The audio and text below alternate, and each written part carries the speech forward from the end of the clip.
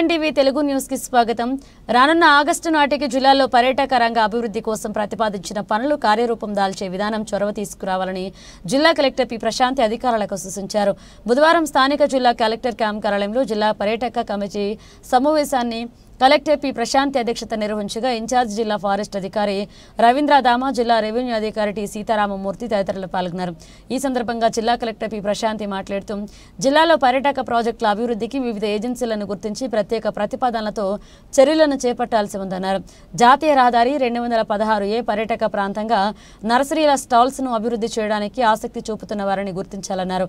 ఈ సమావేశంలో ఇన్ఛార్జ్ జిల్లా ఫారెస్ట్ అధికారి రవీంద్ర దామ, జిల్లా రెవెన్యూ అధికారి టి సీతారామమూర్తి, జిల్లా పర్యాటక అధికారి పి వెంకటాచలం, జిల్లా సూక్ష్మ నీటిపారుదల అధికారి A Durgesh, irrigation SE K Gopinath, వివిధ ఏజెన్సీల ప్రతినిధులు పాల్గొన్నారు.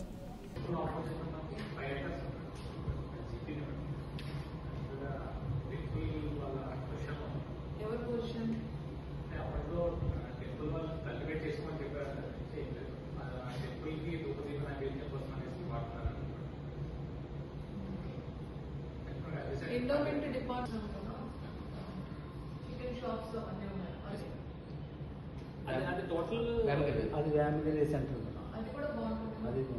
అది మనం అక్కడ 4 acres కాంప్లెక్స్ అక్కడ కాంప్లెక్స్ ఏదో ఫస్ట్ స్టార్టింగ్ పాయింట్ మనకి ఇక్కడ బోటింగ్ ఒకరి డిమాండ్ ఇంకొకరి డిమాండ్ కాంట్రడిక్టరీ అవ్వకుండా మీరు లాటరీ అందులో కడియం నర్సరీస్ అలాగే మీకు ఏదైతే మార్కెట్ ఉందో ఆ ఫ్లవర్ మార్కెట్ వాళ్ళకి కొన్ని అలాగే ఎస్ఐజీ ప్రొడక్ట్స్ కానీ హ్యాండ్లూమ్స్ అండ్ టెక్స్టైల్స్ వాళ్ళు మన జిల్లాకి సంబంధించిన హ్యాండ్లూమ్స్ అది పెట్టుకోవడానికి అట్లా ఫ్యూ స్టాల్స్